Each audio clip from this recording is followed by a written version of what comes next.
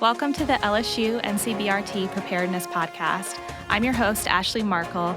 I am a curriculum development specialist here at NCBRT, and I work in collaboration with subject matter experts to create valuable and timely training for the responder community. The National Center for Biomedical Research and Training provides mobile training to both the national and international emergency response community. This series includes discussion of potentially troubling topics, including physical, verbal, psychological, and sexual abuse, oftentimes against children.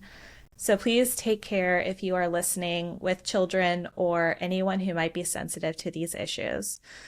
If you or someone you know may be involved in human trafficking, please contact the National Human Trafficking Hotline at 1-888-373-7888 or visit www.humantraffickinghotline.org. And for any other resources provided by our guests, please go ahead and check out our show notes. Welcome back to the podcast. Today, we're finishing up our conversation with Maria Santamaria, Maggie Varela, and Victor Williams. So thank you for joining us today. We'll talk about some of the effective solutions and strategies to combating human trafficking. So to start us off today, can we talk about some of the effective prevention strategies currently being implemented to combat human trafficking? Well, I would say definitely training for law enforcement. There are some law enforcement agencies that start training their officers from the minute they're in the academy. That's very important because the reality is that you may go out there and you had this course while you were in the academy, but there's so many other things that you learn while, you're out there that this has to be a refresher. This has to be constant. The other thing is teaching our youth, such as youth groups.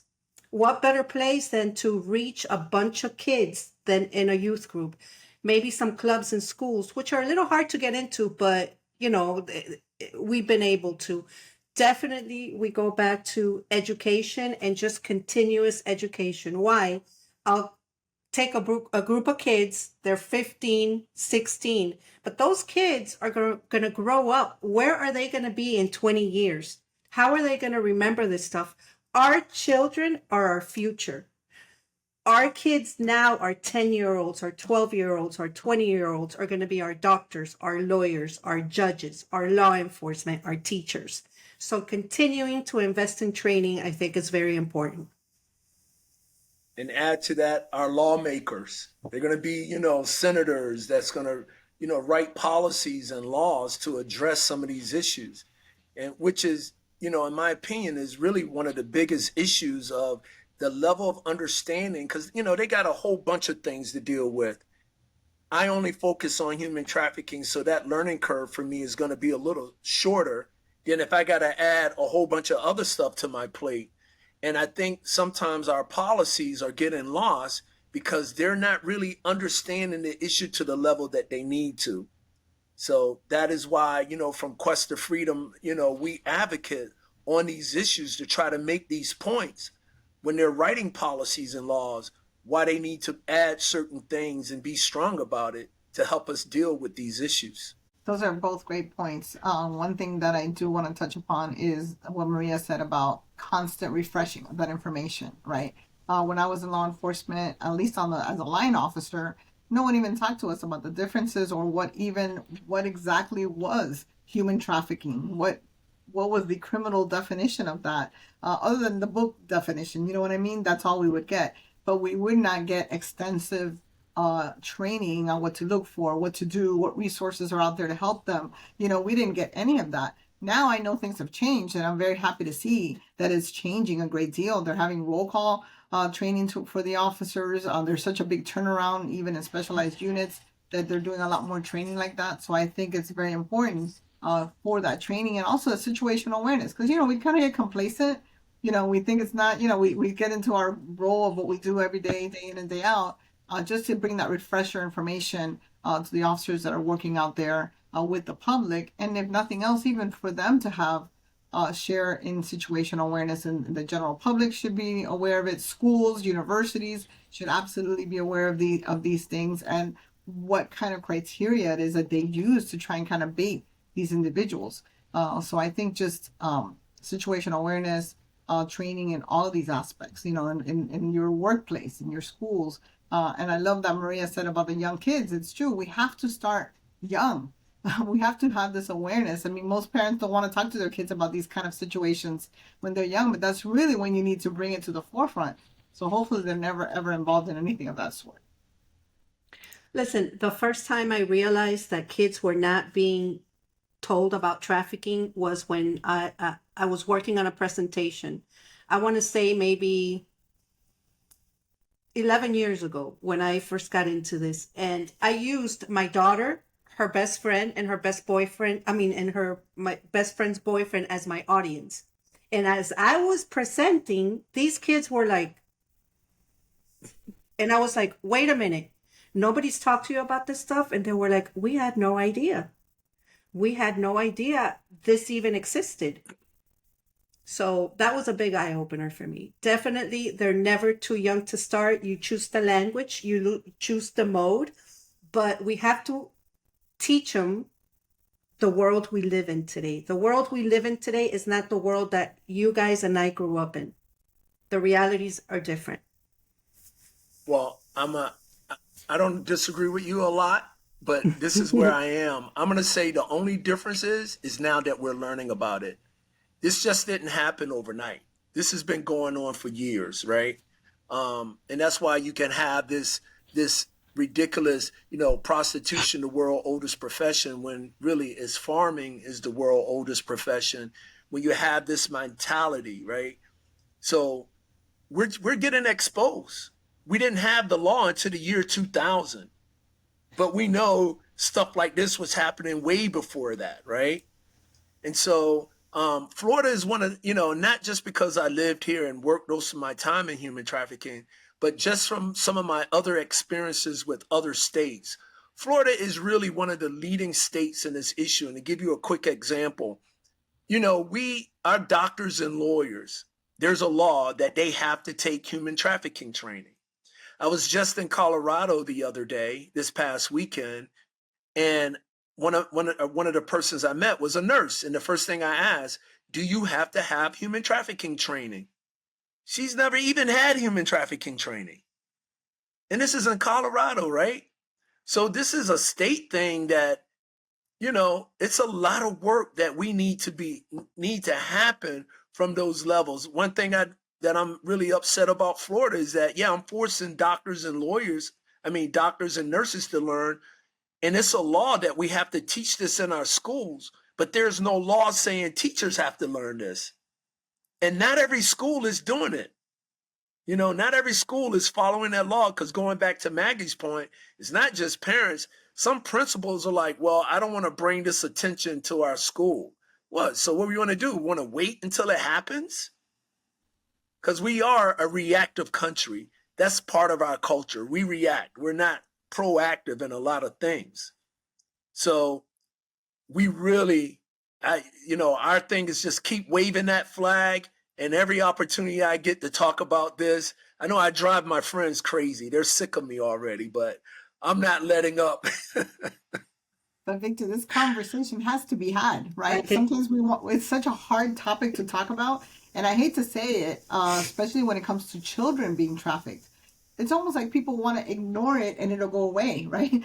It's a reality, and we have to have this conversation. We have to make awareness, because that's the only way we're going to stop it. But I know it's a critical thing, and like, for example, school shooting situations. A lot of times we offer a lot of training with LSU regarding run, hide, fight, and school training, and even prevention efforts. But I hate to say it, but some organizations is like, oh, no, we don't want to bring that. That's such a negative topic. It's like exactly why you need to bring it out. That's why human trafficking and school shootings and all these the conversations have to happen before we're able to make these things stop. No matter how difficult. Well, Maggie, and that's the problem. We don't want to deal with tough topics. That's why they're tough. That's why you don't have a lot of people getting on this bandwagon, because I've seen a lot of organizations come because they feel, oh, this is sad, I want to help. And when they get in and they see the work that it takes and the changes that has to happen with themselves to be able to deal with it, they back out, because this is not easy. It is not easy work. Can we talk a little bit about how trauma-informed approaches can improve the support provided to trafficking victims? Well, first of all, we have to understand these issues, right? We have to understand what trauma is. We have to understand what trauma bonding looks like. Because, like, again, when I started working in this space, I didn't understand, how does this happen to people? How do women and men allow themselves to get caught up in this situation? And then our state attorney, Kathy Rundle, she started doing forums on human trafficking. And her first forum was about trauma. And then light bulbs started going off. Ah, trauma. So who talks about trauma? When you talk about trauma, that means I got to talk about family issues. I got to talk about personal issues. And not everybody is ready to talk about that stuff. So how do we do this? We have to create a safe space for this to come out, for people to talk about their issues. We got to create that safe, make it okay for people to not be okay. You know, we're a country that we just started accepting mental illness as the real illness it's always been. You know, why are we ducking these things? This is our dirt. This is our issues. And if we're not willing to openly talk about them, that's why they stay in the dark. That's why they don't come forward. That's why we're not addressing this at a higher level that we should be. But we're getting there. I'll take any progress than no progress. So we're making these small steps, but the more that we can start exposing and making it safe for people to talk about these issues, then we'll create better ways to address them. It's exactly what you're saying, Vic. It creates a safe space, a safe environment for victims, right? A place where they're going to be understood, a place where they're going to be able to express themselves, and a place where that caretaker can show them some dignity, some respect, you know, provide wisdom. It's that safe space. It creates that. Well, look, we live in a country, and I just learned this when I was taking the class. I knew this about women. We live in a country that 1 in 3 women are sexually assaulted. I just found out that number for men is 1 in 6. But we don't report that. That's not the statistics of the reporting. Why? Because we go back again to culture. We have not made it safe for people to come forward and talk about a horrific crime like rape or sexual assault. Because what do? We victim blame. Why were you out? Why did you drink? Why were you, this is part of the problem. So we have to change this cultural issue and make it okay for people to come and talk about these issues. Because if they don't, they stay in the dark till later come out in other forms. Maybe you're a victim of human trafficking. Maybe you get hooked on drugs. Maybe you become an alcoholic. Somewhere down the line, you end up harming other people because we're not addressing these issues that everybody has. Nobody's immune from it. We all have it.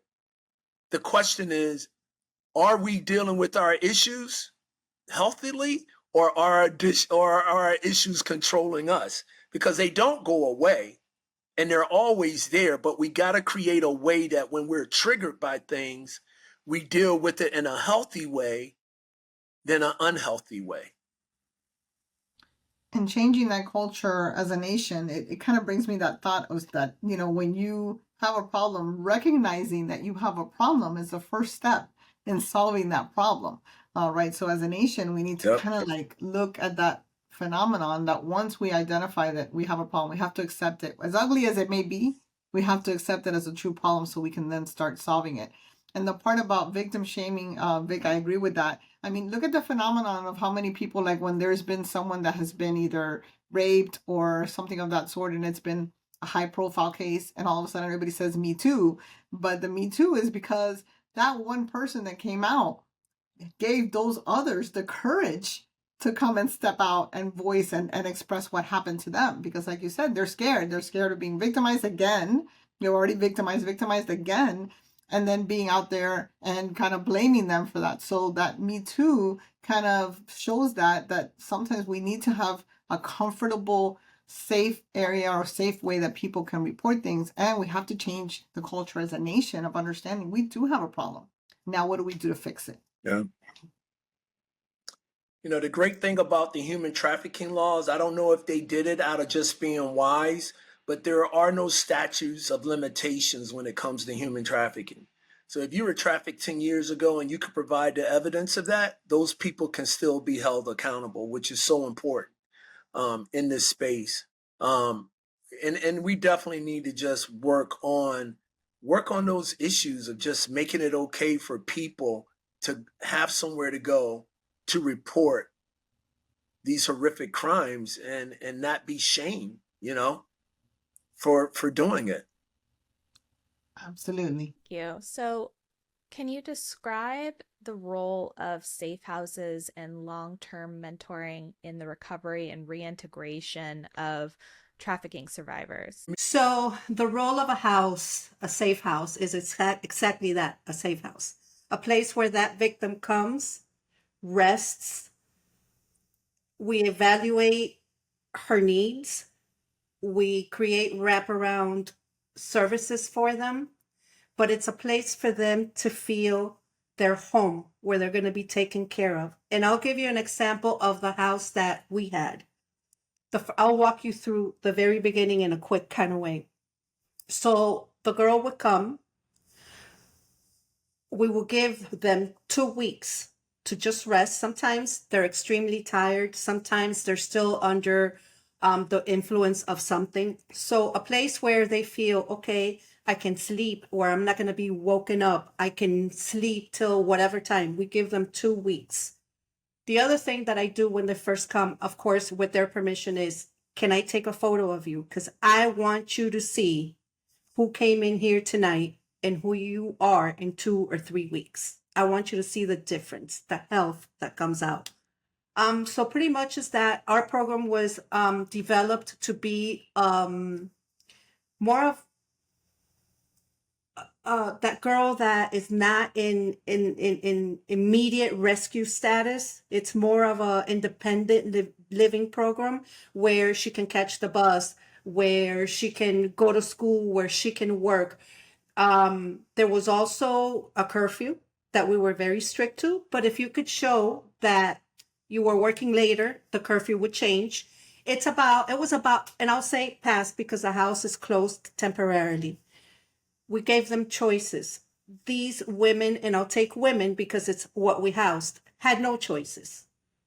Now it's, you have the option to go to school. You have the option to work. Which do you want to do? Well, I don't know. You tell me. Your decision. The decisions that you make from now on, your consequences will be based on your decisions. You start giving them their life back little by little.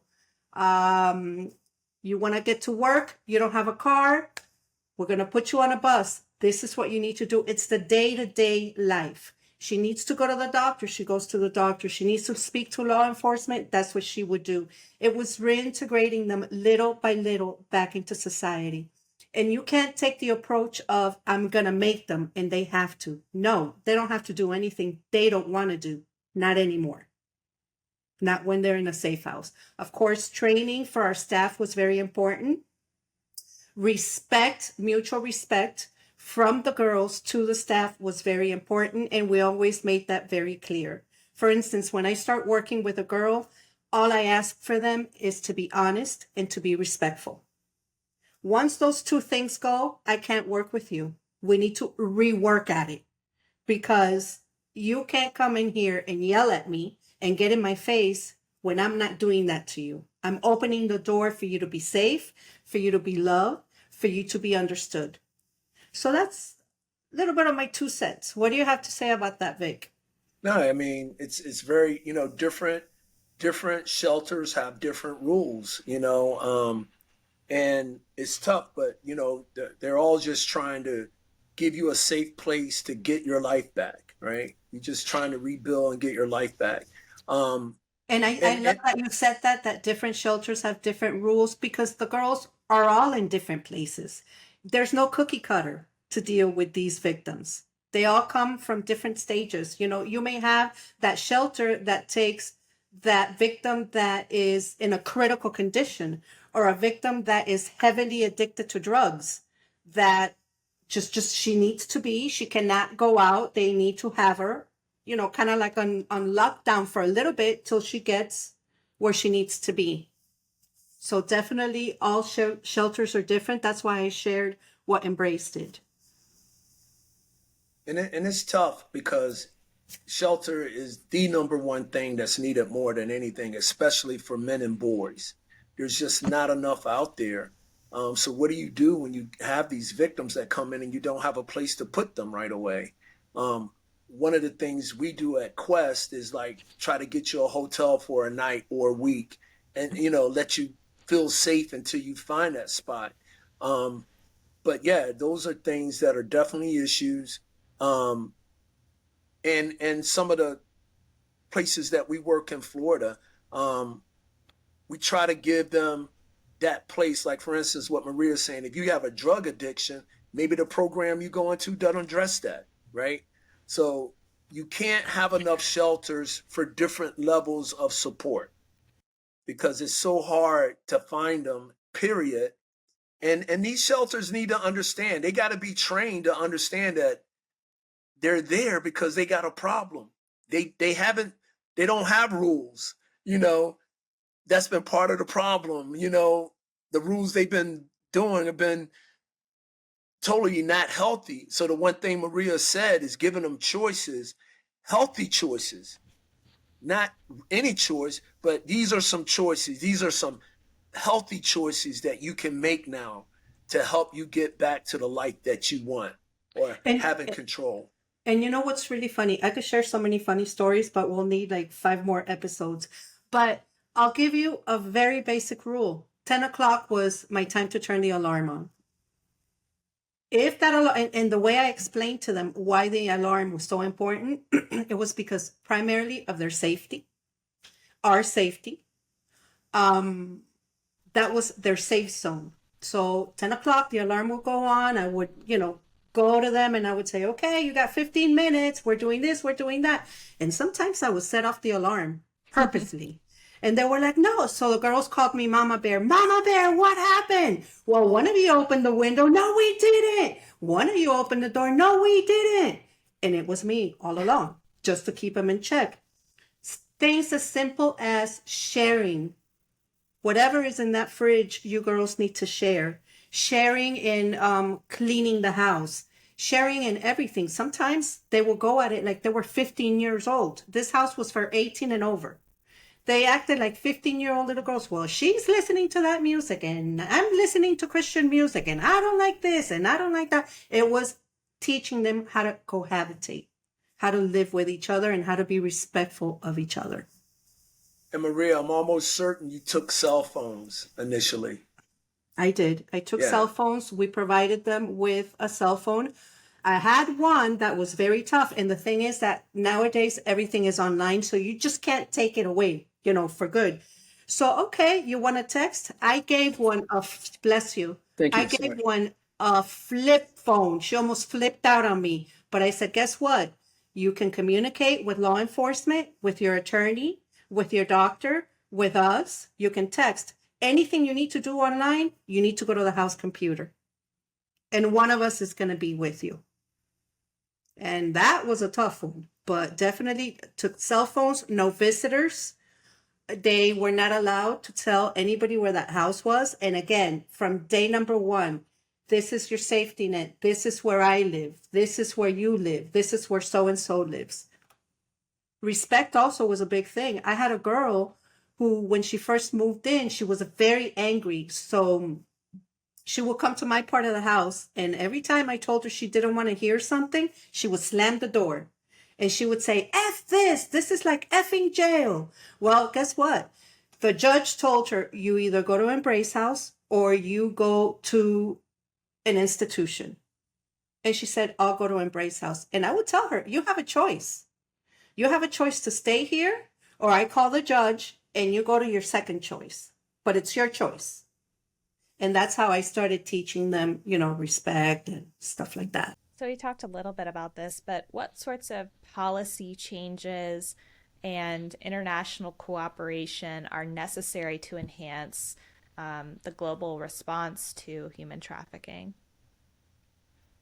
Well, I've taught this subject in Africa, Europe, Southeast Asia, and the reason why culture is such a big factor to me, because no matter where I go to teach this, you can see the similar cultures of men just being a man, the culture and how we think about women, or just culture with the vulnerabilities, whether it's poverty, housing, lack of education, that creates the vulnerability for people to become victims. So everywhere around the globe shares some aspect of this issue, and it's embedded in culture, So education and policy is key.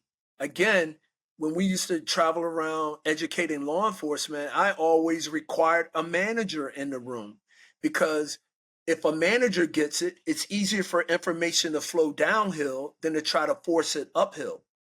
So one of the coolest things that happened recently, so when the TVPA, the Trafficking Victims Protection Act, came out, it not only gave us how do we define human trafficking, it gave us the way to approach it. And they gave us the 3 P's of prevention, protection, and prosecution. Later on, a 4th P was added, not to the law, but to people working in this space. The 4th P was partnerships, because we realized no one could work in this space alone. We needed help from everywhere.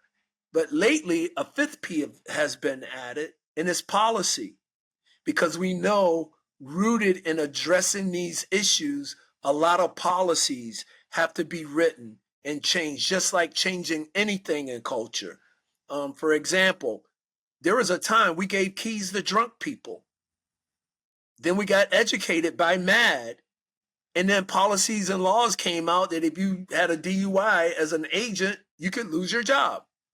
We had a policy in domestic violence. No one should be hitting anyone. But if you had a misdemeanor domestic violence issue, there are policies that you can't have a gun. And if you can't have a gun, you can't be in law enforcement. You can lose your job. So these are examples of how policy is so important to this fight to address the issues. I work with an organization called Global Tides, where it's an organization attached to the State Department, where every year they bring people from all over the world addressing this issue in their country. They come to the U.S. They make a stop in D.C. They always stop in Miami, and then they go to other states. And we're privileged and honored to have Miami on that list, that we get to share in our knowledge and our policies and our laws, how we are addressing this issue, and they can take it back to theirs. So it's all about things like partnerships, education, and bringing people together to address this on a global level. Vic John, I think you also already mentioned extradition. I think that's something that's really important because we really have to have that partnership, as you said, not just here nationally, but internationally, as to, okay, if we identify an individual subject that we're working with, you have to work with us so that hopefully we can bring this person to justice. Because if not, they're just going to go some other country and continue doing what they're doing in your country, right? So if nothing else, they have to kind of think of it selfishly that, okay, I don't want this individual to be doing this here. So yes, if we're working an active case with them and we have enough for them to get to extradited, charged, that should be worked out as well, way in advance. Yeah, it's funny too, because we have a sex tourism law that American citizens are not allowed, because it's illegal here for American citizens to have sex with underage kids. And they would go to other countries and do this. And you'll be surprised that these other countries didn't even know that here are these people coming over to exploit your children. It's against the law. And all they had to do was report them to the embassy or the consulate to have them be accountable for that. So education, and again, connecting with other countries to understand their laws, our laws, and have that global human trafficking meeting so that we're all on the same page and we're fighting together. The State Department has the TIER program, Trafficking in Persons report that they do every year. And you can Google it, Department of State TIPS, Trafficking in Person report. And we measure, or we grade every country from a tier 1 to tier 3. If you're a tier 1, you're addressing the 3 P's of prevention, protection, and prosecution. If you're a tier 2, you might be missing, a lot of countries fall short in the prosecution part. But if you're a tier 3 country, your culture is definitely part of the problem. So that's a good way to find out what other countries are doing, is to go to that State Department TIPS report and see where they're falling short on their human trafficking issues. To wrap us up today and for this series, how can comprehensive education and awareness campaigns help foster a culture of action against human trafficking? I'll just start it off with this. It starts with us. It's not enough for us to go, let them handle it. Let somebody else handle it. We all need to have this training, because if I can learn, then I give it to someone else, or I see something happening. Nobody escapes or immune from this training. I don't care what profession you work in, what school you go to, what religion you are, what ethnicity you are. Traffickers don't care who you are. It's about money to them, and that's all that matters. And so one thing, Maggie was saying something earlier, and I almost guarantee nobody's ever said this. Oh, my daughter is stripping, or my mom is stripping tonight. Let's all go and support. I'm not saying that's not happening. I haven't seen it yet, but it puts it in another mind, a perspective of mental thought. It's so easy for us to go to a strip club because it's not anybody that we care about or attached to, right? So I bring it back to us. It is upon all of us to take this on personally, not only to protect our families and our communities, but until we all adapt to this in a way to make it part of our responsibility, we're going to have this problem. And that's the way I approach it now. Is I'm challenging everybody to take on this challenge of just knowledge, just to understand what it is, and how do I remove my footprints from the space. That's where I am. It's all of us. And exactly. And I totally agree with that, Vic. Ignorance is no longer an excuse. We're not in the days where trafficking was the biggest taboo and there was no training or information out there. The more we expose it, the more we educate, the more programs that will be developed, the more policy that will be made, the more exposure that will be caused. So I totally agree with you with challenging everybody, because this is a crime that affects everyone, one way or another, whether it's through labor trafficking, like you said earlier, the products we eat, the products we buy, or paying for sex.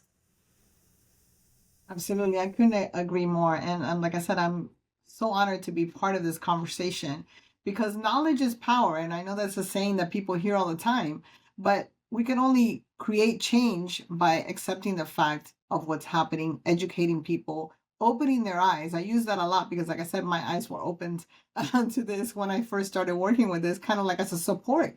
And I really didn't realize what a huge problem.